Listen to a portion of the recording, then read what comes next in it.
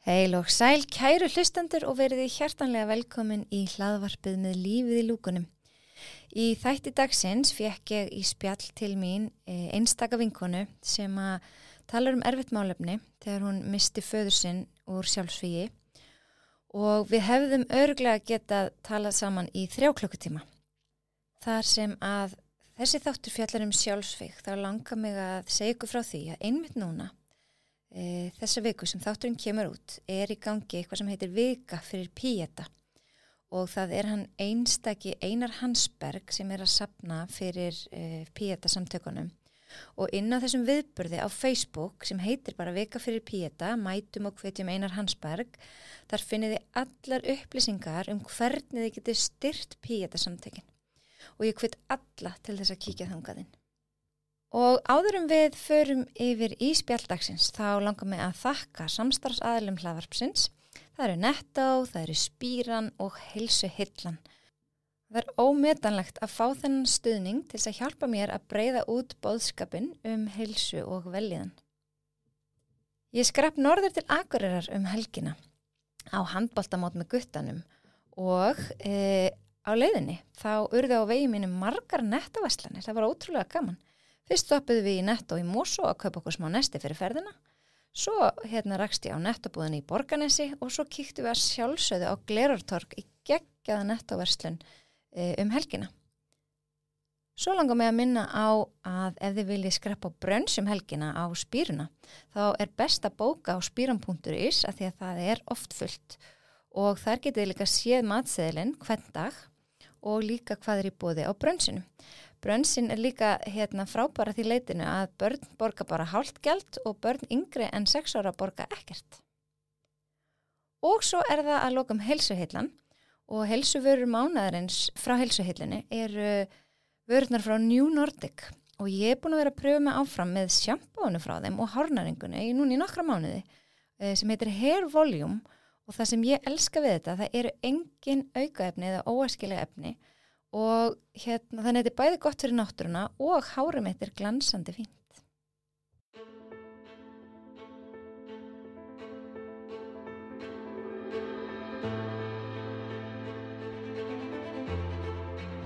Gestur minn í dag hún Auður Hallgrímsdóttir sem góð vinkona mín, flugfreyja, ofurpeppari, jáhrifavaldur með meiru og ég lengi búin að hafa, hvað sem ætla að fá þig í spjall og ég rosalega þakklátt að þú sést komin. Já, takk fyrir að bjóða mér. En fyrir þá sem ekki þekkja þig Auður, hver Auður? Já, góð spurning. Auður 36 ára móðir, flugfreyja. Já, svona í grunninn kannski aðalega í dag. Ég bý á Álftanesi með syni mínum, 12 ára, Axel Kára og við já, svo bara ég flugfreyja. Svo líka ég í smá kennslu og öðru með flugfreyjunni. Svo ég mikið bara á hreyfingu, ef ekki að segja það bara. Þessi svona mitt, kannski svona aðal. Já, hreyfing og og passa upp á þá hlið í lífinu. Akkurat. Hver svona þinn bakgrunn? Hvar ólstu upp? Ég ólst upp á Álftanesi, þannig að það ræturnar og þar bý ég í dag og svona þar slær hjartað. Þannig að ég bara gekk í gegnum alla skóla á Álftanesi og fer svo í Garðaskóla og FG. Ég var ekkert mikið að færa mig úr þessum eins og hverfi, Álftanes Garðabær. Já, þannig að það svona minn bakgrunnur kannski og svo ég á Álftanesinu í dag sem að svolítið bara svona hjartað. Já, varstu orkubolti sem krakki? Nei, ég myndi ekki segja að ég hafi verið svona þessi nei, ég samt var alltaf í maður fór í fótbolta og að því að það var svona það eina sem var kannski í boði þarna á þessum tíma. Það búið að breytast í dag sem betur fer. Þannig ég var bara svona þessi típiski, ég bara fylgdi svolítið hvað að hinum voru að gera. Ég var í fótbolta og svo fór ég í skátana og það var svona þetta tvennt sem var í hérna gangi á Álftanesi. Svo bara þegar ég eldist þá fór ég ég stíði á engan þannig grunn íþróttum, skilurðu. Þú veist, það var ekki ég var svolítið bara svona meðaljón í öllu og og svona sildi bara með. Mikil félagsvera, ótrúlega mikil félags já, þú veist, það var svona kannski mitt aðal að ég nærðist rosalega svona öllu félagslega. Og já. Og svo fórst í háskólan. Já. Tókstu hvað kennslu? Já, ég fór í B.Ed í Bachelor of Education og kláraði það 2012. Ég kláraði það bara þegar ég kasólett af syni mínum. Fyndi, sam og ég kláraði kasólett bara nokkrum árum fyrir, 2004. Já, einmitt, akkurat, já. Og þannig að ég, og leiðin lá alltaf svolítið í að ætla að verða kennari. Og einhvern veginn, þú veist, það ekki neitt kennari í fjölskyldunum minni, skilur þannig, þú veist, það var eitthvað, ég byrjaði að vinna í félagsmiðstöð með námi í framhaldsskóla og ég held að það hafi verið svona grunnurinn af því ég hafiði mikinn, mér langaði að vera í unglingastigi heillaði mjög mikið og ég fer í kennslu unglinga og er svo óheppin að lenda í því að vera í þessu 5 ára, það er bara akkurat minn hópur sem er fyrsti hópur sem þarf að fara í, eða óheppin innan gæsalappa. Þurftur að taka masterinn. Þarf að taka master til að fá réttindin, sko. Og tókum samt sama nám og allir sem undan hefði gengið. Við vorum bara, það þurfti einhvers staðar að skera línuna. Og ég fer í fæðingarorlof, á strákið mér bara haustið 2012 og einhvern veginn bara hafði ég ekki áhuga. Að fara eftir. Nei, og ég hef ekki gert það ennþá í dag, þannig raunin er ég ekki með nein réttindi, kennslu réttindi. Mögulega er það ástæðan fyrir að maður fór svo ekki að vinna við þetta af fullum hug, sko, sem að ég hef aldrei gert, sko. Og svo kynnumst við hjá Icelandair. Já, svo 2015 sækjum sem flugfreyja, langaði að áneiginlega, sko, ég ætla aldrei að verða flugfreyja. Það hefur ekki verið draumurinn frá því ég var barn, eitthvað svona eins og margar sérstaklega stelpur ætla sér að verða flugfreyjar. Það var aldrei í mínum huga. En ég kefa maður miklu flugfólki og það eru margir flugmenn í minni ætt og fjölskyldu. En aldrei hafði hugurinn minn reikað þangan eitt sérstaklega. En það var bróðir minn sem að svona hvatti mig til að sækja og ég sótti í rauninu kortir í lokunarfrestina, hvað segir maður, það sem var bara verið að loka fyrir umsóknir og ég hendi inn umsókn og já, þetta er 2015 og ég byrja á námskeið haustið og byrja að fljúga sumarið 2016. Já. Ég man bara þessum tíma mjög erfitt að komast af. Það var mjög erfitt. Mjög vinsælt. Já, og það var það fóru allir í próf, veistu, í háskóla bíó og eitthvað. 1000 manns í prófi. Það var rosalega. Já, og sem var bara áhugavert, en það er ekki lengur í dag, sko. Og þetta var með svona áhugavert hvernig prófið var. Manstu, þú veist, þetta var svona, já. En já, ég enda á að taka eitt sumar 2016 er ennþá. Já, með smá hlý. Með smá hlý, akkurat. Þannig að, já. Einmitt, það er skemmtilegt. Já. Og við, sko, er það ekki rétt að við kynnumst náttúrulega aðalega því að þú byrjar að æfa í Fit to Fly sem er hópur sem ég stofnaði í CrossFit fyrir flugfólk. Akkurat. Og síðan var ég að læra markþjálfun, heilsumarkþjálfun. Alveg rétt. Þá fekk ég að æfa mig á þér og fleirum. Það var einhver sem ég fekk svona sjálfbæðileg. Já. Þá eiginlega kynnust þér. Já, ég hugsa að það hefði verið svona kveikjan á okkar svona vinskap. Að því þá fórum við að hittast á öðrum staðin bara einmitt í CrossFit. En það er þér að þakka að ég byrjaði CrossFit. Það er bara svo leiðist.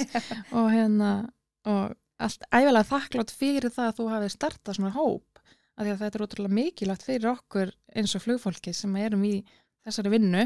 Já, alltaf fljúa með nýju fólki. Aldrei sama fólkinu og þú einhvern veginn ert alltaf á einhver annar rútínu. Það er enginn á sama í sömu rútínunni eða sömu vaktaskiptunum, þú veist, þannig að það var ótrúlega dýrmætt að mæta í tíma og hitta vinnufélaga, þó það hafi kannski aldrei unni með viðkomandi. Svolítið sérstakt, þetta er svolítið sérstakur heimur. Þetta er það. Já, en það var, og það hef mjög dýrmætt, sko. Þannig að, og margir sem að bara hafa orðið ástfangnir á crossfit og hreyfingu eða skilur eftir að hafa verið í þessum hóp. Það er bara þannig. Mjög skemmtilegt hvað þetta er orðið stór hópur, þannig séð. Já. Margir sem hafa komið við. Já. En sko aðal ástæðan fyrir því að ég fekk þig hingað í dag er kannski svolítið þín svona áfallasaga eða þín saga og að því þegar við erum svona tiltölulega nýbúnar að kynnast, nokkrum árum eftir að við kynnumst, þá missir þú föðuðinn. Og við tók náttúrulega erfið tími og kannski ástæðan fyrir því hvert þú ert komin í dag að hjálpa öðrum og svona. Kannski ef að þú myndi vilja segja okkur aðeins frá þessu. Sumarið 2019 þá missi ég pappa minn í sjálfsvígi og sem var bara mikið og stórt áfall fyrir okkur fjölskylduna. Við tekum bara mjög erfiðu tími og svona tími sem að svona eftir að var bara svona, þú veist, það sem eins og sért í svona stormi eða svona, mér finnst ég oft svona þeytivindu, þú veist, þú ert bara einhvern veginn svona, þú veist þig hvort þú ert að koma að fara og já, það var í rauninni bara þannig í dágóðan tíma eftir. Ég, sem sagt, ef við kannski förum í það að að þann dag, þetta gerist 3. maí 2019, það var 5,5 ár síðan, að þá bara upplifði ég svo sterkt innra með sjálfri mér að ég ætlaði ekki, þetta væri verkefni sem ég ætlaði að taka með mér áfram, þetta væri það, þú veist, ég er ekki að fara að hvernig það voru að segja svona bara, þú veist, setja, þú veist, þetta er bara ég fann bara einhvern svona tilgang með því að núna þarf ég að taka þetta með mér út í lífið, þetta verkefni mun fylgja mér út allt lífið mitt en ég ætla að gera eitthvað með það, þú veist, ég ætla ekki að og þetta var bara einhver tilgangur sem ég fann bara strax án þess að, þú veist, einhvern veginn, já, ég get ekki útskýrt öðruvísi en það bara gerist einhvern veginn nánast bara samdægurs. Svo bara líður tíminn og ég vissi aldrei hvað ég væri raunin að meina með þessu sjálf, skilurðu. Þú veist, þetta er bara svona einhver tilfinning sem ég upplifði. Þennan dag, þá náttúrulega, þú veist, ég get sagt þennan dag eins og hann að gerst í gær og ég hef alltaf talað það, þú veist, þegar þú verður fyrir svona stóra áfalli, þá ég get sagt hvernig veðrið var, ég get sagt hvað fötum fólk var í og alls konar, þú veist, ég get svona, og það er bara ótrúlega sérstakt, og mér finnst svo langt síðan, en mér finnst samt svo stutt síðan, og þetta er svo sérstakt þegar þú verður fyrir svona stóra áfalli, að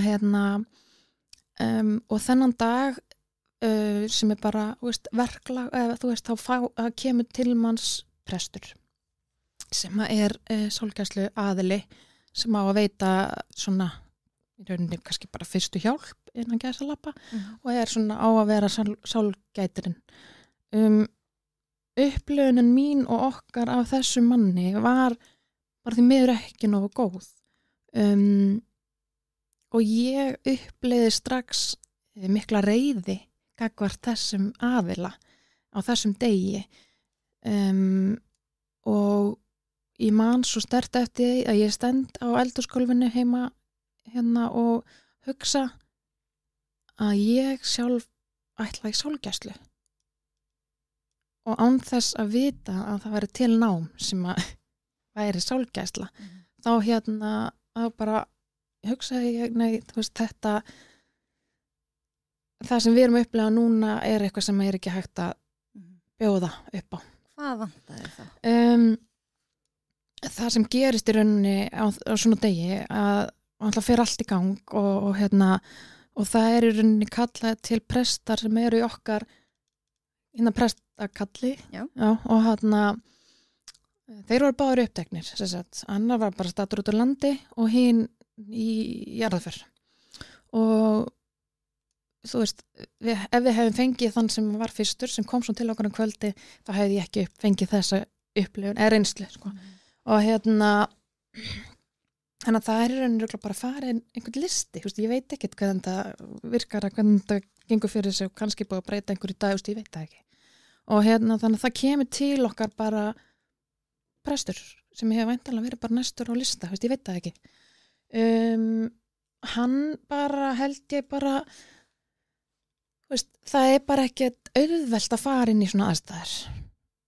Það sem að viðkomandi eða einstaklingarnir að missa nánasta fjölskyldu eða nánasta ástvin og ég held bara hreinlega að þetta sé ekkert öllum gefið þó að þú sért með starfir við þetta þá eru þessar aðstæður það bara öðruvísi heldur en að missa þú veist, þetta bara öðruvísi heldur en að missa ástvin úr eftir veikindi eða hvernig sem það þú veist, þetta er alltaf erfitt en þannig ertu bara komin með allt öðruvísi bara aðstandunir, þú veist, það er svo mikið áfall. En þessi reiði sem þú upplifðir, beindist hún einhvern tíma að pappa þinn? Þú reið? Nei. Og það er oft talað að þeir sem að lenda í þessu, þeir verða reiðir og það er mjög eðlilegt og það er mjög eðlilegt að upplifa allan tilfinningaskalan og ég upplifði það alveg svo sannarlega, ég fór algjörlega bara, mér fannst ég ekki með að hafa gaman, mér fannst ég ekki með að brosa og allt þetta og svo var bara okkur sagt það má, skilurðu, og það má hlæja og það má í öllu áfallinu, það má allt, þú veist, það mátt upplifa allt og þú veist, það er talað það er bara ákveðið svona, þú veist, það er bara meira að tala að upplifa létti og mér fannst það alveg bara þegar ég heyrði þetta fannst mér bara svona, vá en það er bara eðlilegt skilurðu. Var hún þá búin að líða illa lengi? Já, pappa, já þú veist, þetta var bara, hann var búin að vera með mikinn kvíða og þunglindi í dágóðan tíma áður og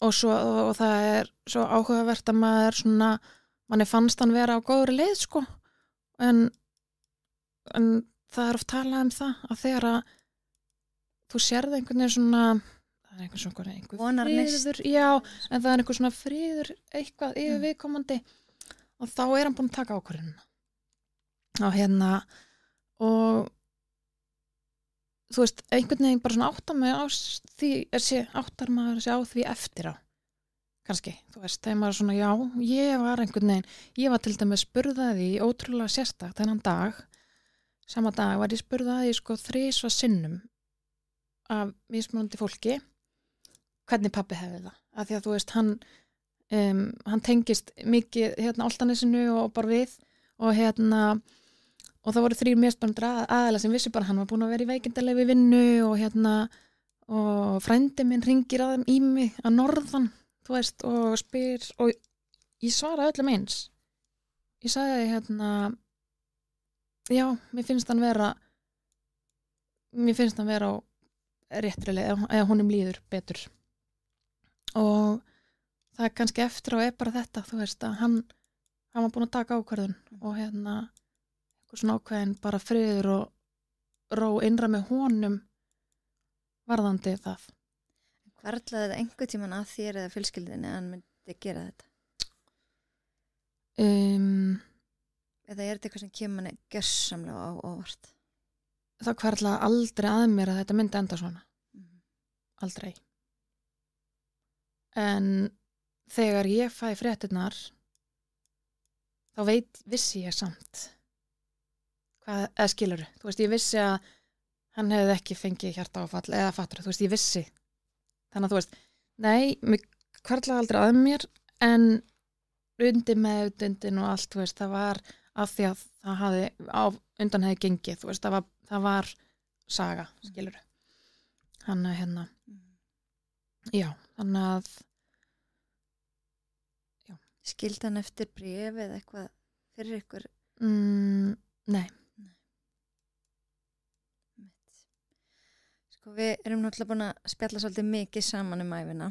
Og bara í dag erum við örugglega búin að tala saman í svona 3 tíma áður en við byrjum að taka. Akkurat. Þannig að við hefum rætt ýmislegt, en mér fannst svolítið sláandi þegar þú sagði mér áðan að það væri að meðaltali 41 á ári. Já. Sem falla...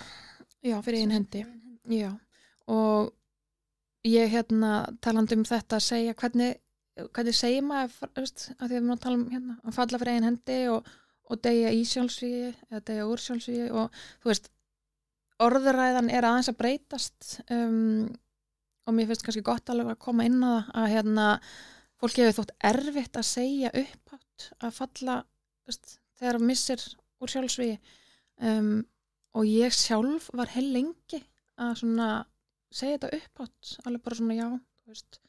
Og ég notaði alltaf að hann féll fyrir eigin hendi. Og núna nýlega finnst mér farið að nota að deyja úr sjálfsvígi eða deyja í sjálfsvígi. Og ég sjálf pínu svona efins með að hvernig ég kemur sér frá mér, en í rauninni það bara sama. Þú veist að fólk deyr úr krabbameini eða deyr í slysi. Þannig að mér fannst þetta svona, ég held að svona auðveldara fyrir fólk að segja það, kannski heldur en falla fyrir eigin hendi kannski svolítið svona dramatíst og svona stærra eða þannig, en og ég ákvað bara að spyrja hann Vigfús Bjarnar sem var kennarinn minn í sálgæslunáminu. Við förum í það eftir. Að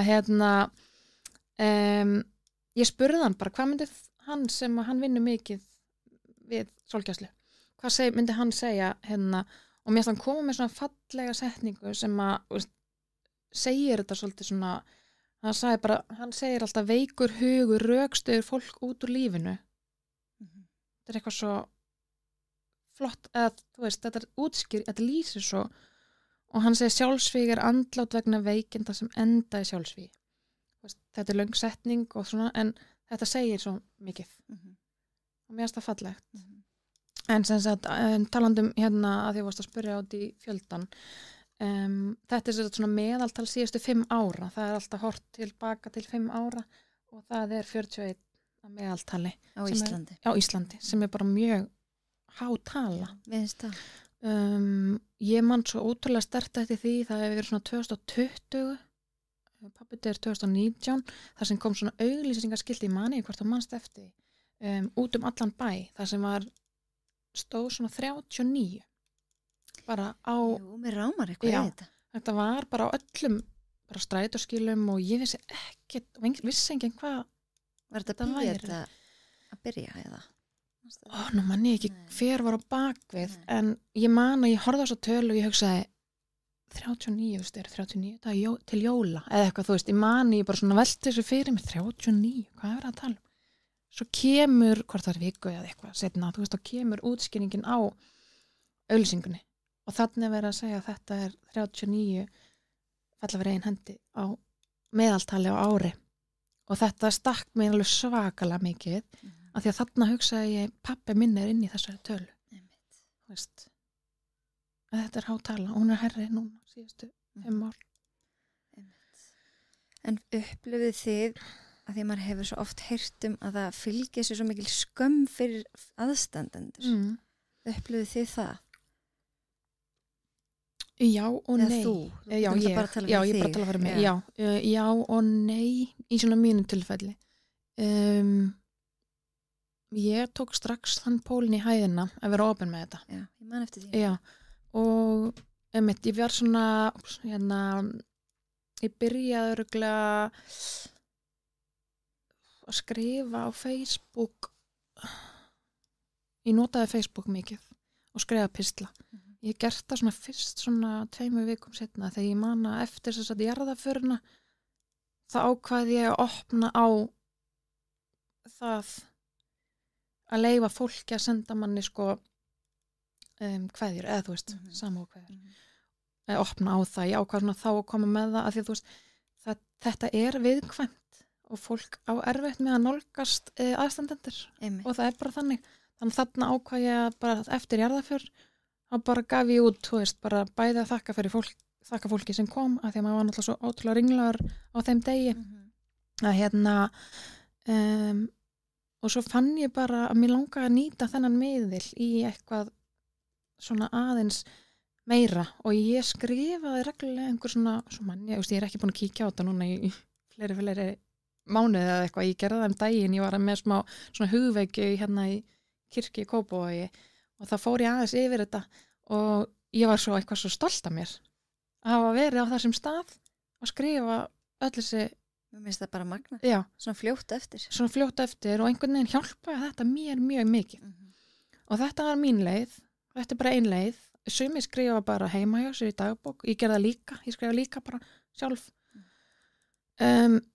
þannig að það þú veist, þarna fannst mér ég vera pínu að svona dömpa skömminni eða svona bara, þú veist, ég ætla ekki að lifa í skömm af því þetta er bara eitt sjúkdómur þú veist og ef ég er opin með mína reynslu þá er ég kannski að hjálpa einhverjum öðrum sem að lendir í því sama og horfir á mig og hugsa, ok, hún æskilum, maður þar stundum bara svona spegla sig hún er bara heldur áfram með sínu lífi en hún var lenda í sko, sakalega erfiðu áfalli fattaru. Mér fannst það svona og það var það sem hjálpaði mér líka helling ég sá viðtal á Íslandi í dag bara mjög fljótlega eftir að pabbi deyr þar sem að hún Kristín Sif er í viðtali og missi manninn sinn bara hálfu ára áður og ég var svo glöð að sjá þetta viðtal að því ég hafði strax samband við hana án þess að hugsa þá var ég búin að senda henni skilaboð og ég er svo þakklátt fyrir að hafa gert það í dag því að hún bendi mér svo þerapista sem ég fór til sem hjálpaði mér svo mikið skilurðu þannig að þú veist það er svo mikilvægt að við tölum þetta Algjörlega. Og tölum upphátt sko. Þó að ég hefði kannski enga þörf fyrir það að vera veist, ég er opin með þetta en ég er á sama tíma líka lokuð sko. Veist, ég er ekki með opið Instagrami, ég er samt lokuð en ég er alltaf tilbúin að hjálpa einhver hefur samband eða leiðbina að segja mína sögu skilurðu. Þannig að það var kannski svona að því ég var svo þakklátt fyrir að fá aðstoð, eða fá einhvern til að benda mér á einhvern sem hjálpaði henni og gá hvort það myndi hjálpa mér og það gerði það svo sannarlega þannig að þú veist, og ég hef gert þetta ég hef fengið alveg fyrirspurnir eða sem sagt svona skilaboð þar sem að fólk er að lenda í þessu sama og spyr mig bara, hvað gerðið þú og þú varst svo opinn og sagðir frá og og það gefur mér óslega mikið ótrúlega góð fyrirmynd já, takk þannig að já, þetta er bara svona mér finnst mikilvægt að við séum ekki ein í okkar hotni að bera svo mikið. En þú nefndir líka við mig áðan að sem sagt, eitt sjálfsíg, það getur snert alltaf 100 og eitthvað manns. Það eru þessi gáru áhrif sem kallast að eitt sjálfsvíg snertir 130 manns er talað og það eru bara rannsóknir sem stiga þetta að og þetta er eitthvað sem ég áttaði mig sjálf ekki á fyrst á eftir maður náttúrulega hugsa bara sig og sína en það var leið svolítið tími þangað til ég áttaði mig á því bara þú veist vinnufélagar viðkomandi skólafélagar þú veist bara allt sem viðkomandi hefur snert á í gegnum sína ævi hvað þetta er að þú veist hafa mikil áhrif á marga og það sem að líka ég man að og þannig að þú veist þess vegna er svo forvarnir og að tala upphátt og allt þetta er svo mikilvægt það er svo mikilvægt að við minnum á Píeta til dæmis fyrir fólk sem er í sjálfsvígs hugleiðing, þú veist, bara er á þessum stað. Já, hvað gera Píeta samtökin? Þetta er bara svona, þau grípa bæði þá sem eru með sjálfsvígs hugsanir og það er alltaf hægt að hringja, það er alltaf opinn sími og svo styðja þau við aðstandendur sem hafa mistið sjálfsvígi. Og mér finnst mjög mikilvægt að minna á samtök eins og Píeta og ég hef verið dugleg að minna á það bara á minni Facebook-síðu og Instagram og að því að þetta er í rauninni þetta svona fyrsti staður fyrir fólk til að leita til. Af því að það oft kannski, þér finnst erfitt að veist ekki hvert þú átt að fara ef þú ert í mikill vanlíðan eða sem aðstandandi, þú veist, þannig að þetta alveg rosalega gott starf sem að Pieta að sinna og ég hef bæði bara svona varpaði á mínum miðlum, svo hélt ég í vor, eða svona í mars, ákvað ég að halda svona út frá viðburði sem hefur verið haldin síðustu ár sem heitir Hlaupi til góðs. Hann fjall niður þetta árið og bara ótrúlega flottur viðburði sem að ég bara til að safna fyrir Pieta og bara til að koma inn á það þá Pieta bara rekið af styrkjum og þetta bara, það ótrúlega mikilvægt að halda því áfram og halda þessu starfi gangandi og ég tók boltan þegar ég frétti að sá viðburður myndi falla niður þetta árið bara af persónum ástæðum hjá viðkomandi og ég bara spurði hvort ég mætti taka boltan og gerði það bara til þess að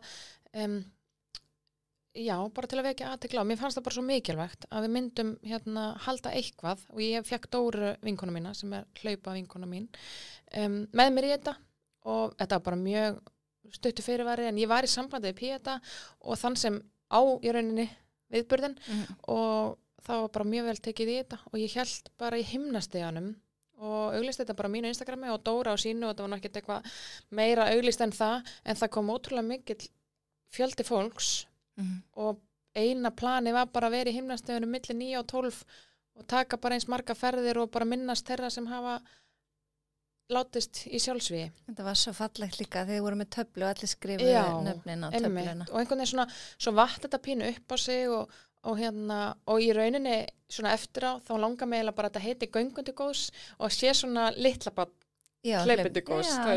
Ég mögulega bara langar mig að gera þetta aftur næsta vor eða og ég hef líka hugsað og kannski svona minnast á það að eins og núna var Guli september svo stórt það var svo mikið blásið upp sem var bara svo frábært mér varst svo margir meðvitaðar Gulan september í ár og ég fór að hugsa hvort ég ætti kannski að gera þetta eitthvað í kringum Gulan september næsta ári bara ekki að hugsa það lengra en mér finnst þessi viðburður sko minnst það bara í fyrsta lagi var það eða bara svona pointið hjá mér að fá fólk til að fara út og hreyfa sig veist, það svo gott fyrir líkama og sál og í leiðinni minn á Pieta og svo voru bara frjáls framlög ég var með töfluna neðst í steganum þar sem ég skrifaði ég hleyp fyrir eða ég geng fyrir og svo bara skrifuðu þeir sem voru að ganga fyrir ég skrifaði fyrir pappa og svo voru alls konar nöfn sem komu á töfluna og það var ótrúlega og það var svo gott veður þetta bara svona þetta gat eiginlega ekki verið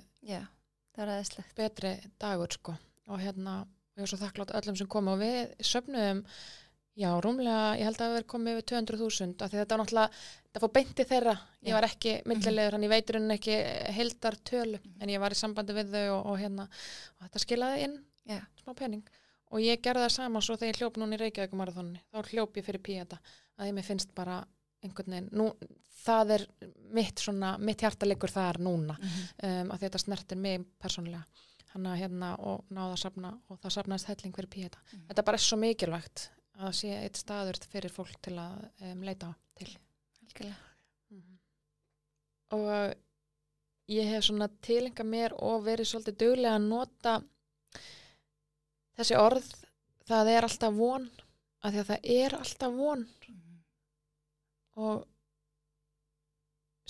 það bara mér finnst svo gott að við séum duglega að segja þetta kannski bara uppátt og ég enda oft mína pistla á ef ég hélt fyrirlestur eða svona smá hugveiki í kirkju kópa á þessum daginn og endaði bara á þessum orðum það alltaf von fallegt og og sama tíma sorgarmiðstöðin líka með svona hópastarf sem að ég sjálf fór í og bara mæli hygglust með að fólk fari í eitthvað svona það tapar ekkert á því að fara í þetta hjálpaði mér mikið og það þetta bara að spegla sig í þeim sem eru með sömu reynslu mér finnst það svo það einhverjur öðruvísi það verði einhvern veginn bara öðruvísi svona maður að segja, eða svona draum, en eða töfrar, að bara svona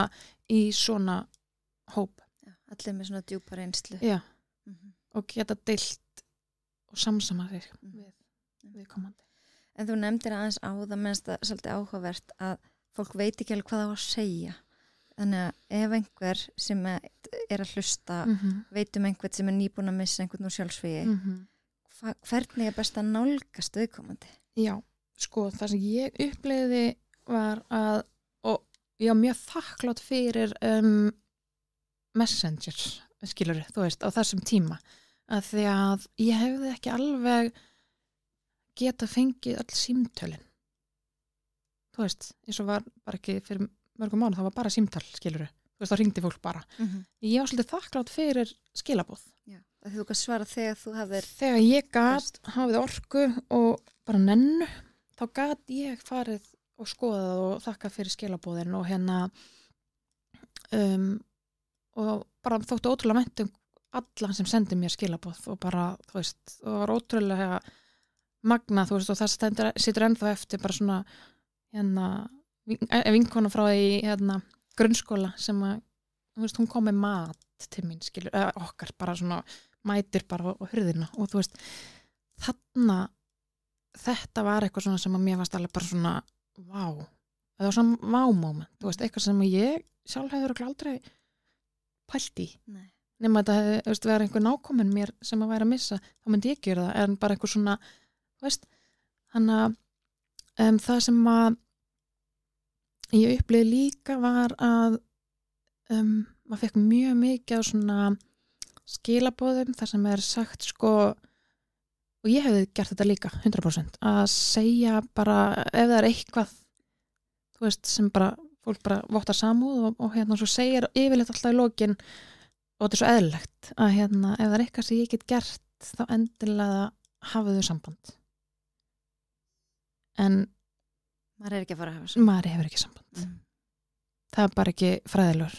Það var ekki fræðilegur, það var fullt sem að mér vantaði og ég hefði viljað, skiluru, og ég er ekkert að bleima einn eða neitt, skiluru, ég hefði sjálf sent þessi skilaboð áður en ég lendi í mínu áfalli, að ég hefði aldrei svo farið í síman minn, sent viðkomandi eitthvað, mér vantar eitthvað, þú veist, maður er bara hálf svona, hvað maður að segja, þú veist, maður bara, ég bara þurfti bara að hafa mig alla við að koma mér sjálfur fram úr og sinni mínum í skólan, skilurðu, allt þetta, og svo var maður að, þú veist, sinna mömmu sinni og bræðrum og allt þetta, ég var ekki að fara að segja, herðu, þú veist, jú, mér vantar að einhver fari í búð fyrir mig, eða eitthvað, þú veist, það var ekki að fara að gerast. Þannig að þarna, ég svona sá það bara svona svart og hvítu, ég hugsaði bara, þetta er bara ótrúlega góður hugur hjá öllum, að segja bara, ef það er eitthvað sem þið vantar, hafið þá samband. Af því að fólk vil heldur ekki bara eitthvað svona æða til manns. Nei, þú veist ég að fara út í búð fyrir þig. Nei, ég skil það líka, en það er ótrúlega, dýrmætt, sko, og það þarf ekki að koma inn. Það er nóg bara, ef þetta er einhver vinur eða vinkona eða eitthvað sem er að gangi gegnum einhver erfiðleika eða einhvers konar áfall eða að setja bara fyrir utan hurðina. Bara þessi litlu atriði. Að bara svona, þetta allan svona upplýði ég og hef sjálf bara tekið þetta svolítið að og fer yfirleitt ef ég hef farið í aðstæður þar sem að fólk er nýbúið að missa í sjálfsvíði að ég hef alltaf farið með, þetta er ekki mörg skipti en þau eru því miður að þá hef ég bara farið með brauð og salat og eitthvað og bara svona annarkvort stoppa ég eða ekki og bara teka utan á fólkið og svo, en ég er ekki að segja að þetta sé eitthvað sem allir, og það er ekkert allir sem að treysta sig í þetta og það er líka allir lægi en þetta er svona, þetta situr svolítið eftir sko, svona þessu upplifun. Þannig að svona mín skilaboð er kannski ekki allir æði út í búð og kaupi brauð og salat og eitthvað, meira bara svona, þú veist, ef þið virkilega langar, gerðu það þá frá hjartanu, að bjóða fram aðstoðina, þú veist, ekki, þú veist, nú er ég að segja eins og það, þú veist, ekki hendi í þessa setningu, en hún er bara þannig að viðkomandi er bara á þeim stað, hann er ekki að fara að taka upp tólið og beða þeim að vesla í matinn eða gefa sér að borða eða eitthvað. Gerðu það þá bara frekar.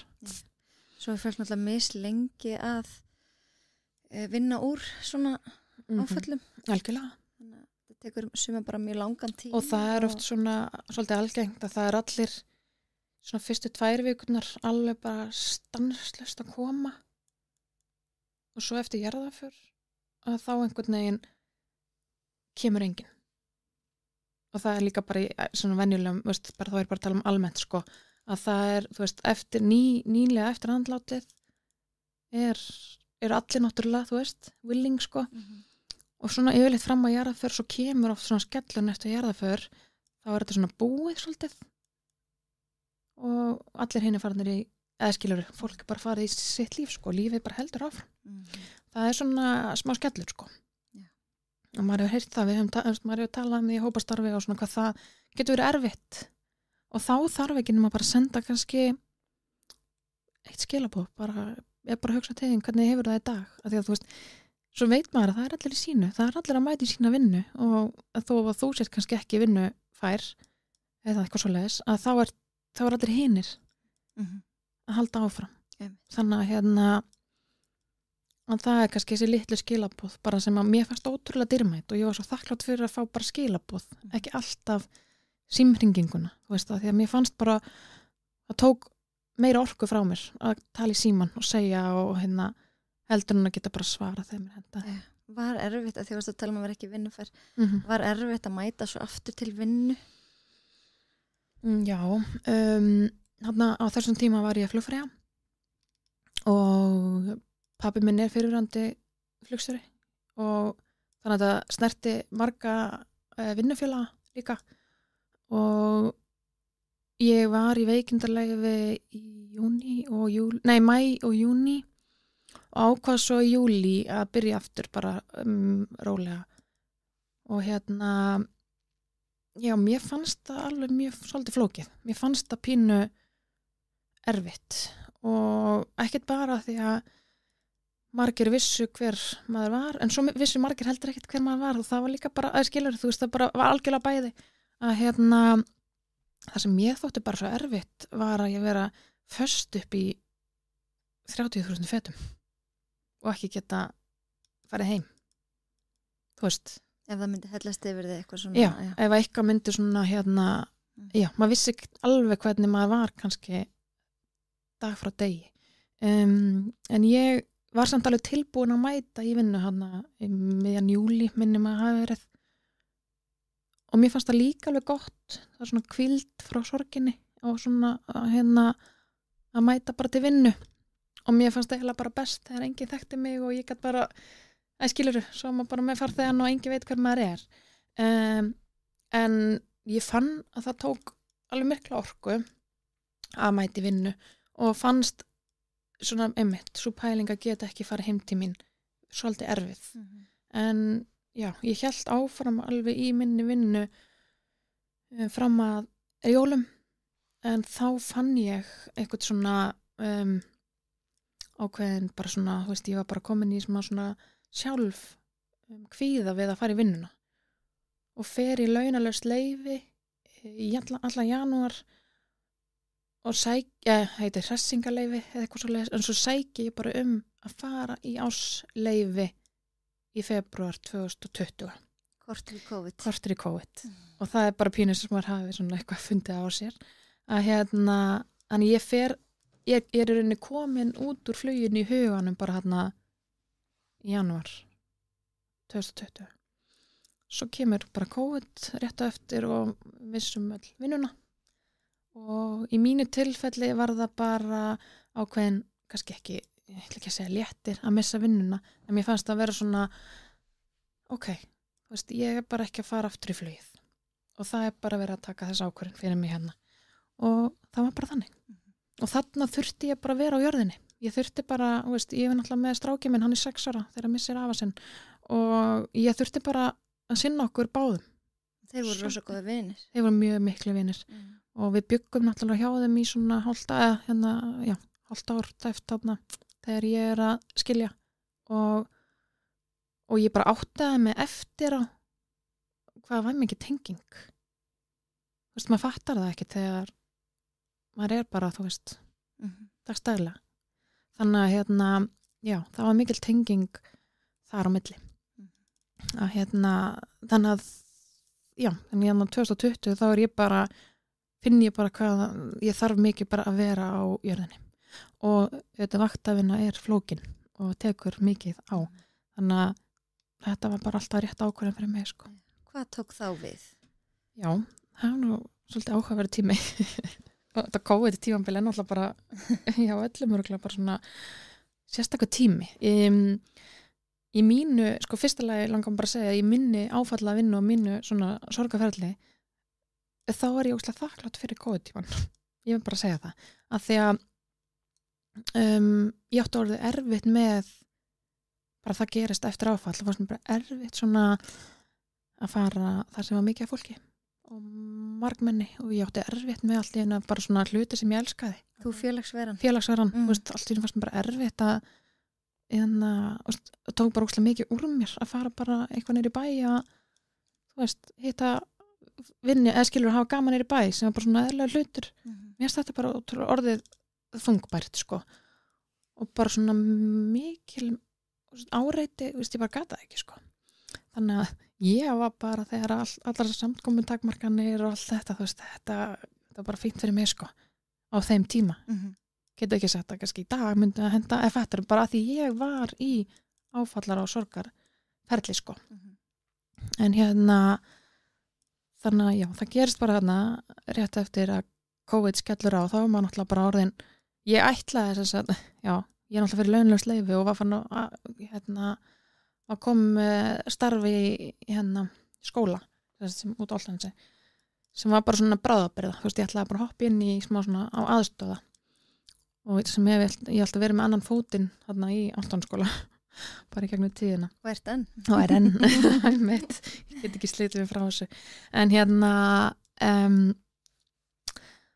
já, ég var komin og svo bara allt í einu bara komin, þú veist, einhver upplýsingafundur og það bara, og þá var ég bara, ég ekki að fara að vinna í skólanum, þú veist, það bara þvílíkar takmarkanir og ég vissi það bara og þannig að það gerist að Adda Sofía vinkona sem að ég kynnist þeim mitt í flugfröðinni og Feituflæ jú, við varum saman á námskeiði, við byrjum saman að fljúga að hún hefur samband við mig eða eitthvað og ég allt í einu er ég komin að vinna í Netto, í netverslu Netto uppáhalds Netto? Já, sem var ógeðslega fyndið því að þú veist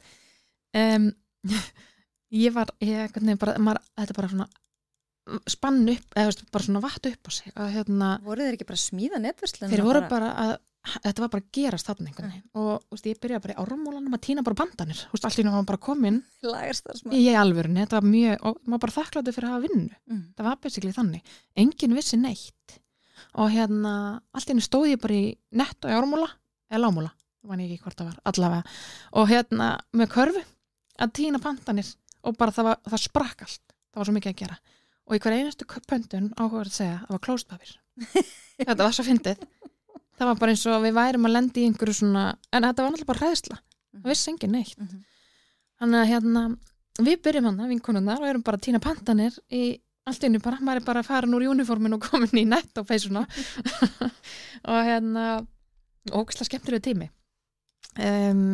já, þannig það er bara í mars minna mig, ég bara tekið smorga vaktur og hægt er að taka og svo færa þeir netverslunina því þetta bara sprakk á einni nóttu held ég sko inn í þessi samskip niður í allavega, það skiptir ekki máli, allavega opnuðu þar netverslun, þannig að það var ekki búð, það var bara netverslun og við vorum bara með í því þessu svona starti og bara fullt af ótrúlega skemmtilega fólki sem byrjaði að vinna hana, alltaf mista allir vinnuna þannig að það var allir í orðið bara svona já, skemmtilegur hópur af fólki sem var að vinna við að týna pandanir í Netto já, svo ég var þar eitthvað fram í júni eða júli, ég man það ekki alveg og já, þetta voru einhverju 5 mánuðir sem að maður var í Netto og maður er með smá Netto hjarta sko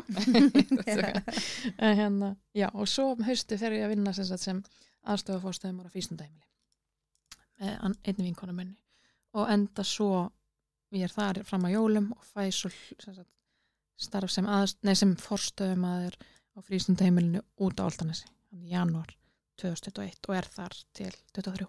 Já, þú ert svona lengi þar. Já, tók þarna og það var bara akkurat það sem ég þurfti á þeim tíma. Það starf bara svona datt upp í hendurna eða það bara poppaði hann upp jólin og hendaði mér alveg bara fullkomlega á þeim tíma og strákurinn minn í skólanum þarna og þetta var alveg bara akkurat það sem ég þurfti.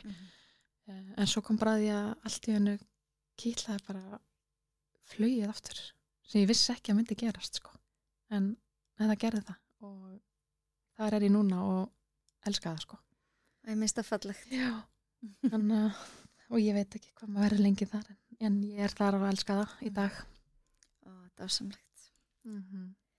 En hvernig, sko að því þetta snýst náttúrulega heilsu, hvernig gekk þér að hugsa þú veist, þig og heilsuna þú veist, hvernig, þegar maður í svona ástandi, strax og eftir svona stórt áfall? Já, sko ég ætla bara að segja það hér og nú að ég náttúrulega byrjaði í CrossFitinu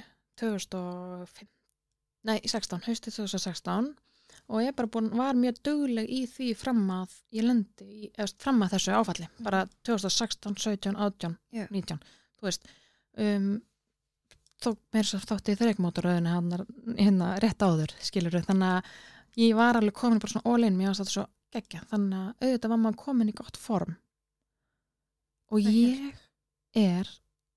algjörlega vissum það, mér langar eiginlega að segja það, bara staðfesta að það hafi hjálpað mér að vinna úr mínu, bara að vera hraust líkamlega að hjálpa mér áfram. Ég bara eiginlega já. Þannig, en ég dett algjörlega út úr CrossFitinu á þessum tíma. Þetta gerist í maí, svo dettur maður oft út yfir sumari svona almennt sko. Líka bara erfitt að hitta allt fólki frá Íslandi kannski. Já, en ég gerði það strax, ég man eftir því. Ég kom bara viku seinna og þá var einn fittuflega leikar og ég kom og hitt ykkur öll bara til að svona klára það á þeim degi. Af því ég ætlaði náttúrulega alltaf að mæta og vera með. Og það var bara mjög gott að bara svona taka eina stund þess að ég bara hitti alla. En þannig að mér fannst það aldrei neitt eitthvað erfitt. Ég var meira að hugsa að mér finnst öðrum finnst erfitt að nálgast mig. Skilurðu? Það var meira, þú veist. En sem að var alveg í mörgum tilfellum. En ég bara passaði mig að vera opin og það held ég að hafa hjálpað líka. En þannig ég eftir þetta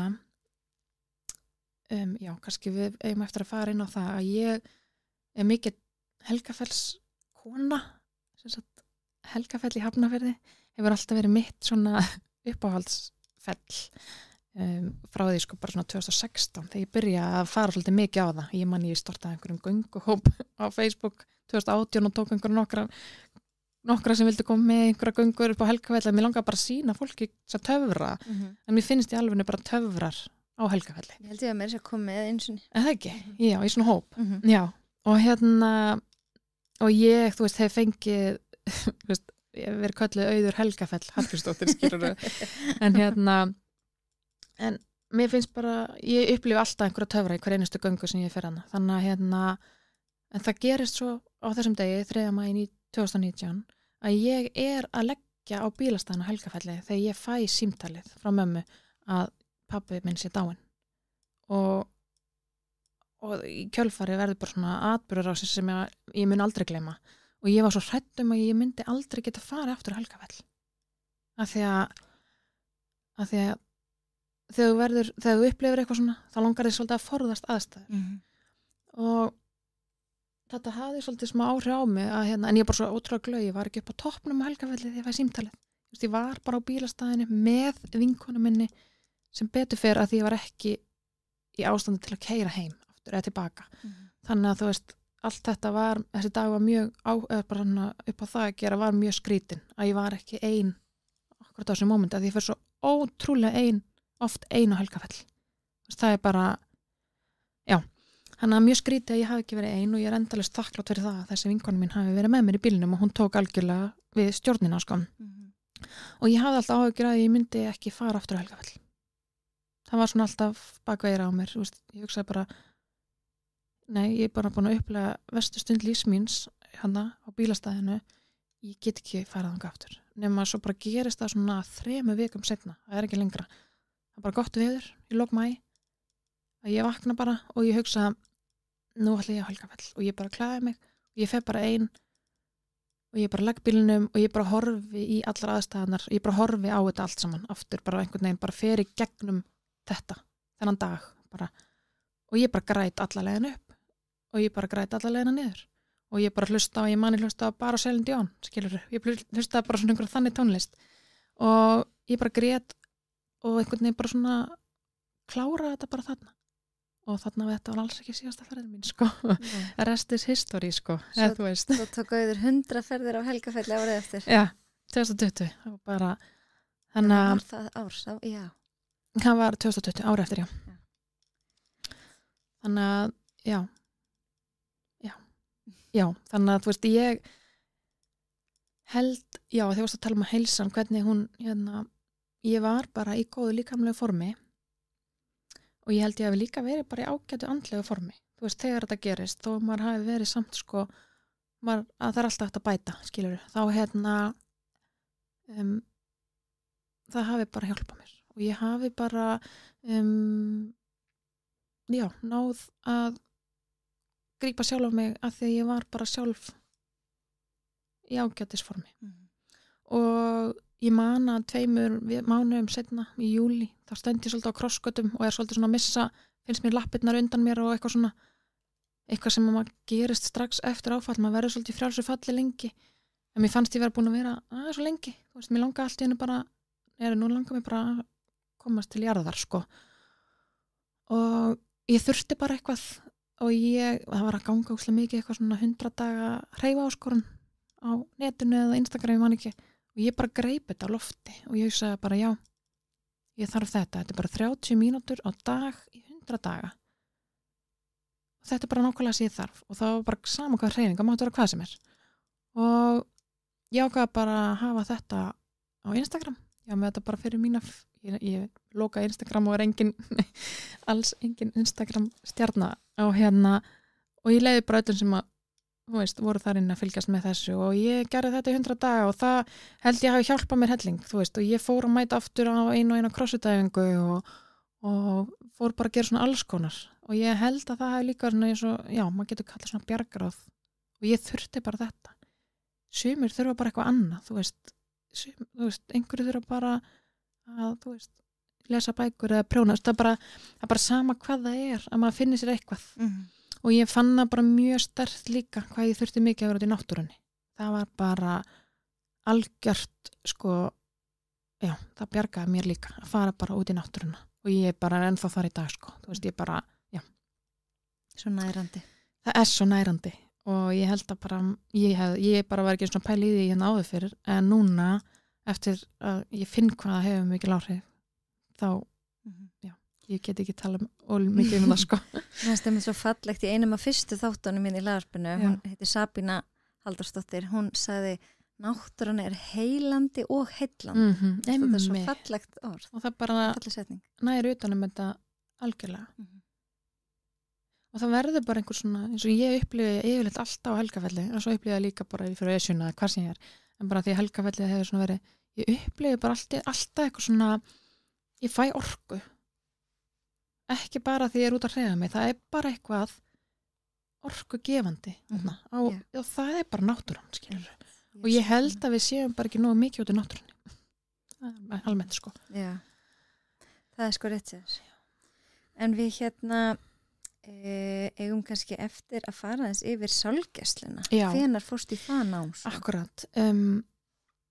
Sko, eins og ég sagði áðan að á þessum degi þá fæ ég bara þessa upplifun að mér langi sálgæslu af því að við vorum bara ekki gripin nógu vel og sko það er svo bara fer lífið á stað og ég bara er ekkert að pæla í þessar sálgæslu neitt meir. Hvað er sálgæsla? Sálgæsla og ég vissi ekki eins og það væri til nám í sálgæslu skilur þegar ég hugsaði þetta á þessum tímapunkti. Ég hugsaði bara, þú veist, maður þyrfti bara að verða prestur skilur til að Svo er til nám í sálgæslu og þetta er diplómanám sem maður tekur í endurmenntun HÍ en þú þarft að vera með bachelor, grunnám. Þetta er nám á meistarastigi. og kent bara upp í endurmenntun HÍ. Ég sé það ekkert fyrir en sko það er örugglega vorið 2022 sem Ég man að verum í himnasteganum Já, þegar þú segir mig frá þessu að fara í þennan. Já, Þess að það. ég bara sé Já. svona mynd. já, fyndið, einmitt. Já, ég sé bara auglýsingu. Eða eitthvað, það poppar eitthvað bara svona upp á ég man ekki eins og ég reyndi að kynnist djáknanum sem er að kenna út í Álftanes, er að vinna út á Álftanesi. Hún hafði setið þetta nám, en ég man hreinlega ekki hvort það var áður en ég kynnist henni eftir sem ég sé þessu auglýsingu. Það er allan á þessum tíma. Hann að voru 22, eða hann að veturinn 22 sem ég sé bara að vera og ég hugsa bara sálgæsla. Ég ætla alltaf í sálgæslu. Mér langar að gera eitthvað með þetta. Hvort sem það er fyrir sjálfa mig eða aðra. Og ég vissi aldrei hvort að það var eitthvað bara sem að ég var ekkert að pæli hvort ég væri að fara að gera þetta eitthvað fyrir eitthvað annað.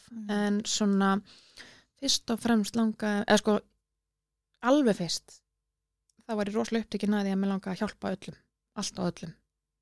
Svo einhvern veginn leið tíminn og þá var ég svona aðeins að bakka þar að því mér langaði bara að hjálpa sjálfur mér.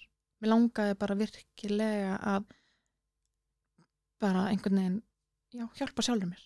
Og ég get ekki hjálpa öðrum ef ég er ekki búin að hjálpa sjálfur mér. Eða þú veist, fara sjálf á dýftina til dæmis. Þannig að það er svo í þá sé ég námið auglýst og ég hugsaði bara nú er tíminn. Og þarna var tíminn líka. Þarna var liðin 3 ár og ég hefði ekkert viljað fara fyrr. Þannig að og ég skráði mig og byrja haustið 22 í þessu námi sem að er bara best að segja ég gert held ég sko fyrir mig. Getur eitthvað komið orð að því hvað það var svona sem að hvernig þetta hjálpaði þér? Já, sko þetta er nám til 1 árs. Þú byrjar í september og klárar í mars-apríl. Ég kom þarna inn með einhvern veginn svona enga væntingar eða þú veist ég bara vissi að ég ætti að fara að því. Þetta er bara svona einhvern veginn. Svo bara er þetta hópur af fólki hvaðan æfa, bæði hvaðan af landinu og hvaðan úr starfsgeiranum þetta er ekki bara prestar eða bara alls konar hópur af ótrúlega flottu fólki saman komið í þessu námi. Og það verða bara einhverju töfrar í þessu af því að þetta er öðruvísi heldur en að fara bara í eitthvað sem er bara ekki svona þú ert svo mikið að vinna með sjálfa þig. Þú ert ekkert almennt að gera það í námi. Þarna þú ert bara viðfangsefni sko. Og það bara varð svo oft svona þú veist ég átti svo oft svona aha moment bara svona svona alltaf fara bara mjög mikið á dýftina í náminu og það var oft mjög erfitt og krefjandi en líka gefandi og maður getur fengið svo mikið út úr sem maður tekur allan verður alveg þáttakandi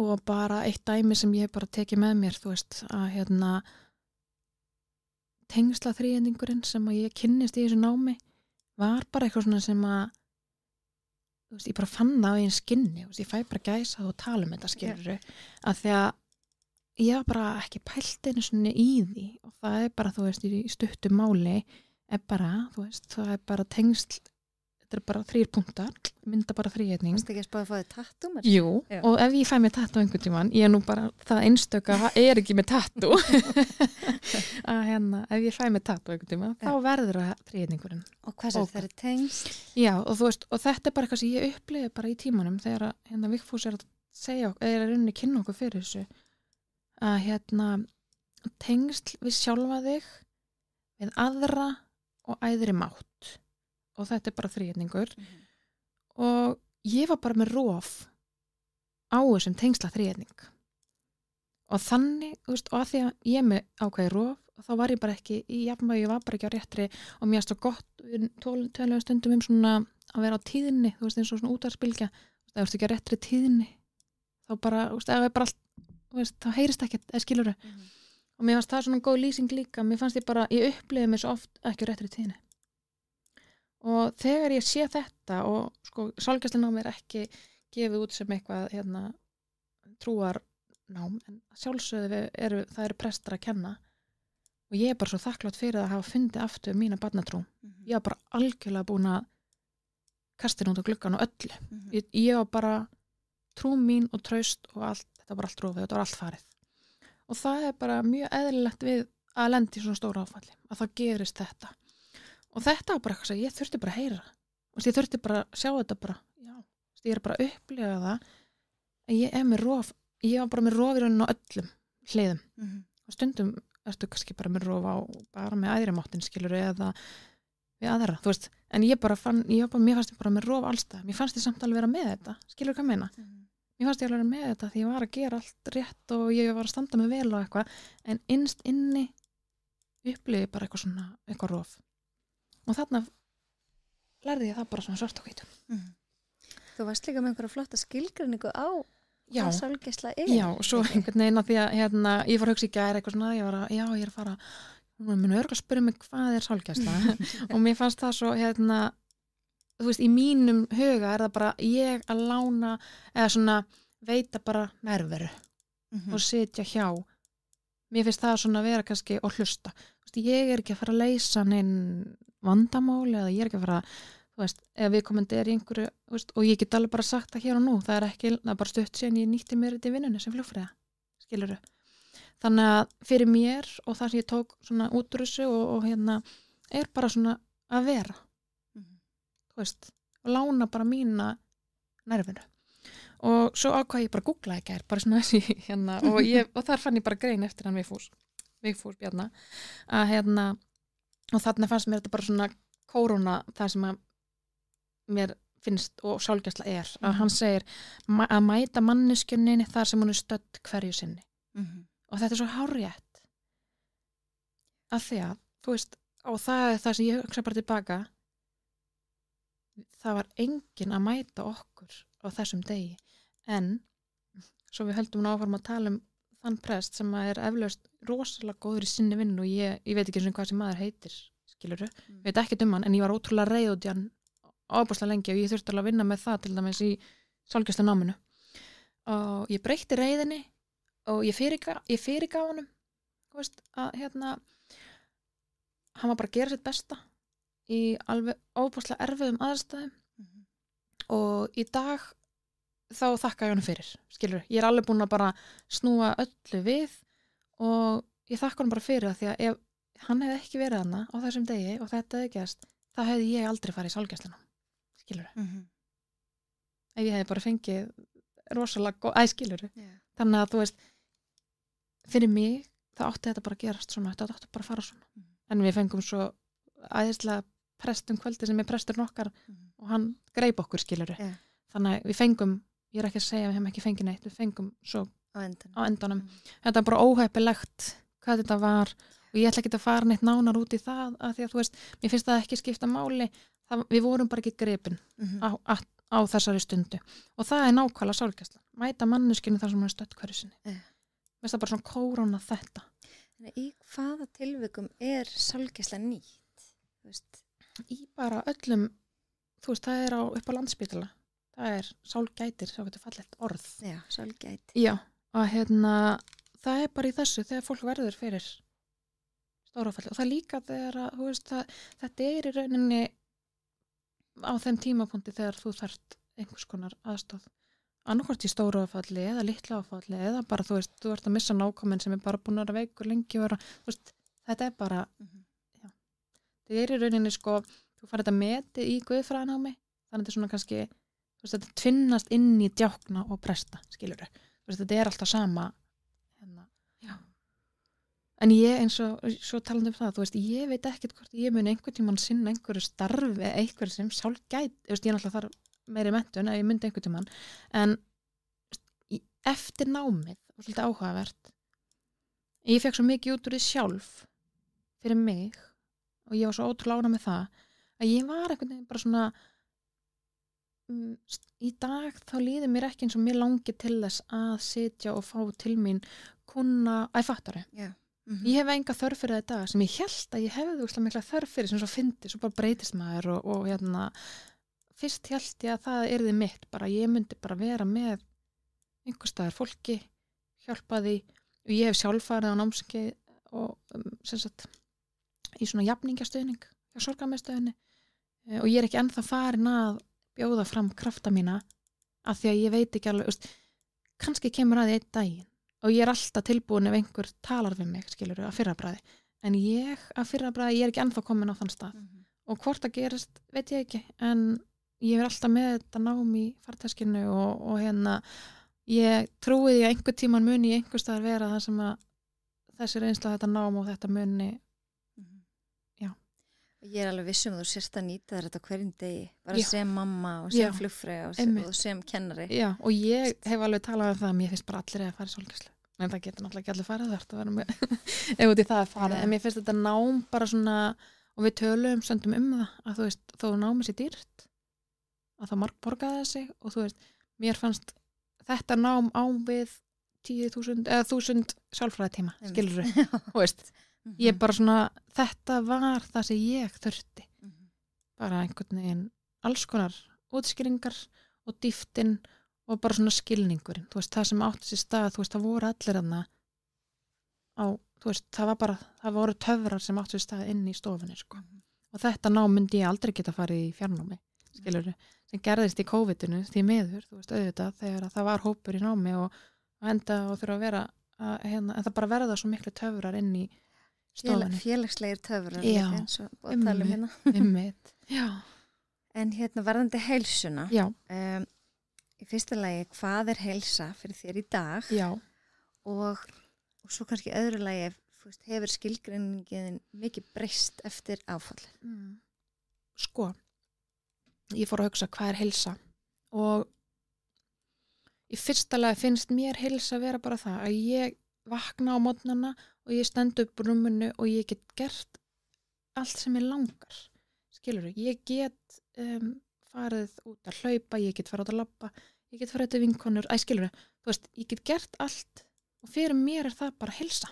Hreyfti í 700 okkar dagir og hvað ertu komin í?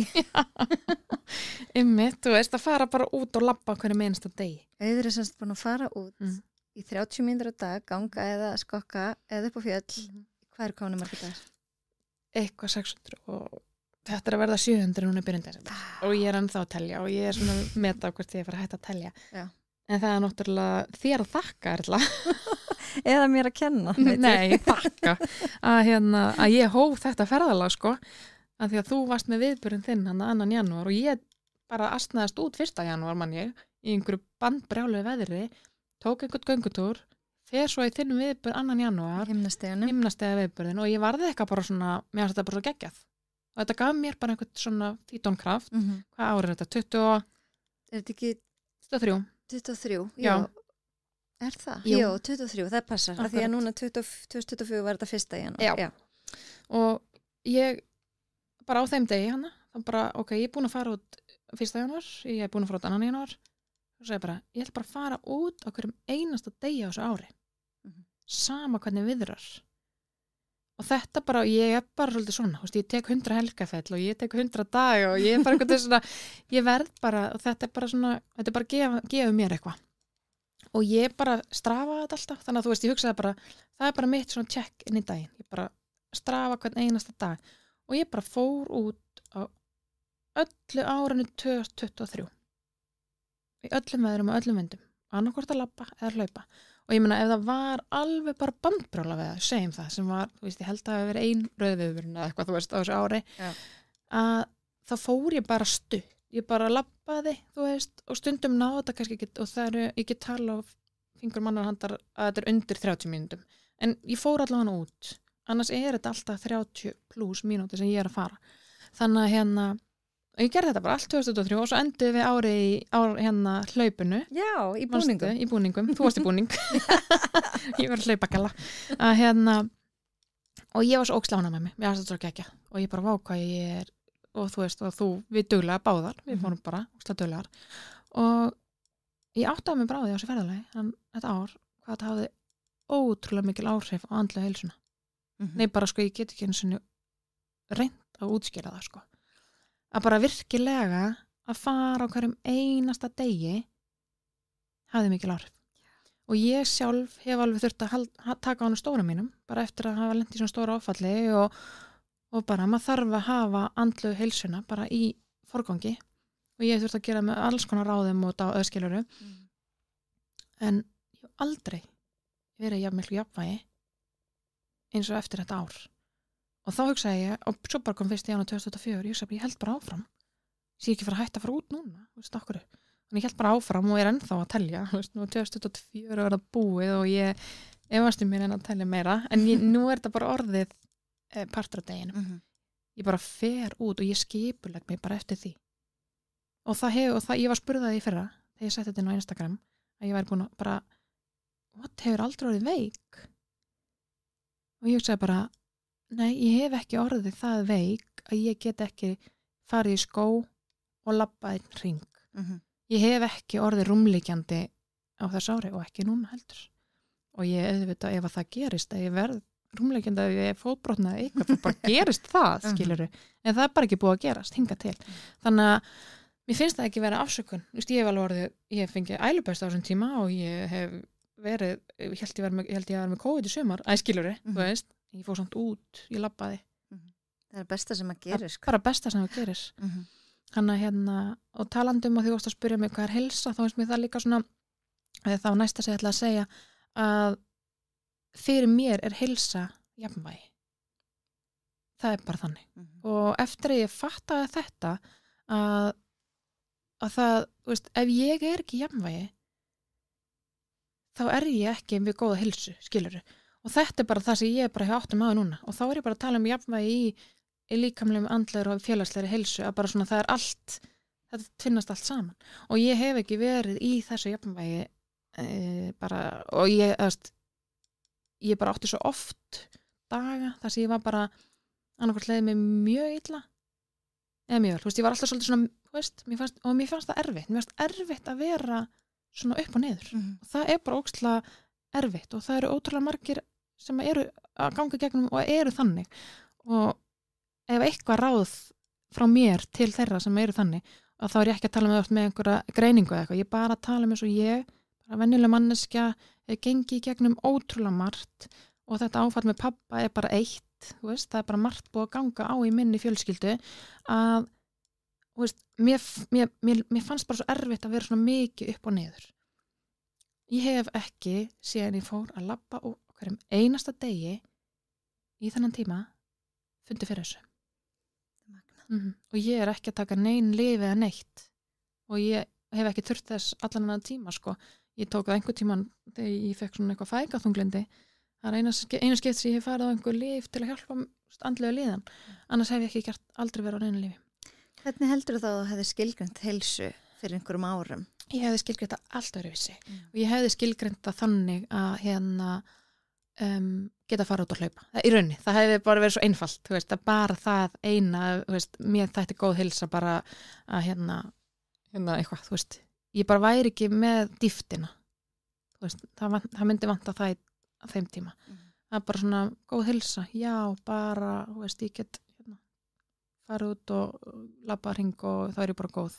En það er bara svo margt annað að geta farið út og gert allt, skilur sem að, þú veist, mér finnst það svo mikil bara, það er bara forréttindi. Að vakna á mótnana og geta klætt sig og tekist á í daginn í jafnvægi. Það er alveg rétt og maður kannski pínu gleymir sér stundum og tekur það sem sjálfsögum hlut. Já, sko. Maður gerir það og ég gerir það líka, skilur það gera það allir.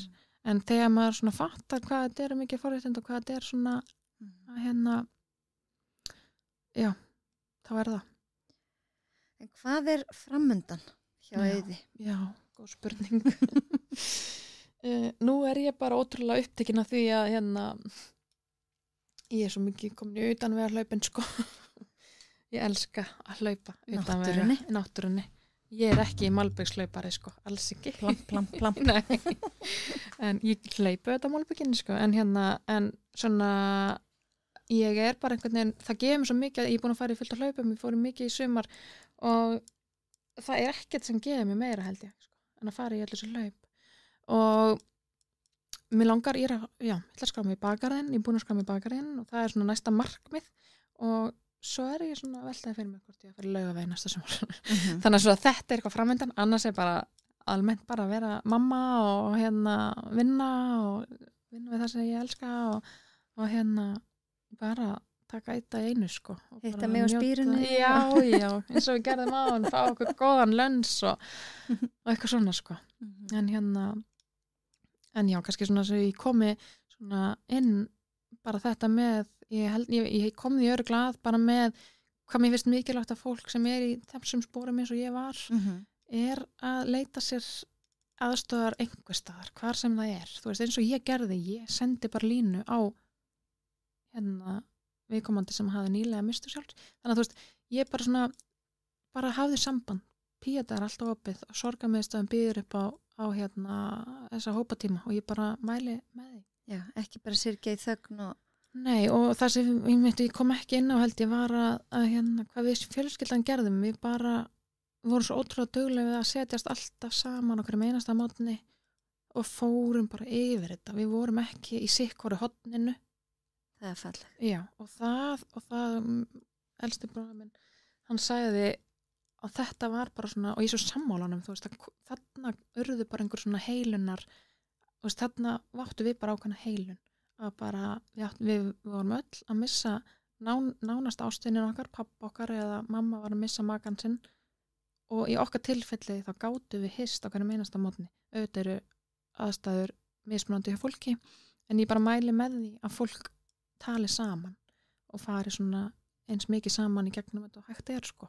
Gerðu þetta fyrstu vikurnar eftir? Já, alveg í allavega 1,5 mánuð sko, þess að við bara fórum alltaf heim til mömmu, svo náttúrulega bara tók lífið við ættum öll börn og að sjálfsögðu sko, en bara þetta var ótrúlega dýrmætur tími, að bara við hittust alltaf heima hjá og það okkar æsku heimili hjá mömmu og bara við grétum og hlóum og bara það var allt og þetta, og þú veist, bara sátum alltaf á sama stað í stofunni, þú veist, þetta var bara ótrúlega dýrmætt sko, eftir á og hjálpaði mikið. Eitthvað svona alveg að lokum? Nei, bara takk fyrir að bjóða mér. Mín ánægjan, skal ég segja þess. Já, og bara, bara áfram gakk sko, þú veist, það bara það bara svona, áfram gakk bara mitt motto. Og það alveg líf eftir áföll. Það líf eftir áföll og það bara, eins og ég segi og ég er búin að tala um allan enn tíma, bara mikilvægt að finna sér sín bjargráð og það má syrgja líka þó að sé 5 ára leiðin. Það má, þú veist, það líka það, þú veist, oft einhvern veginn finnst fólki að sé einhver tímaramma á þessu. Hvenær má ég að hætta að syrgja, ég minna það komið svo langur tími.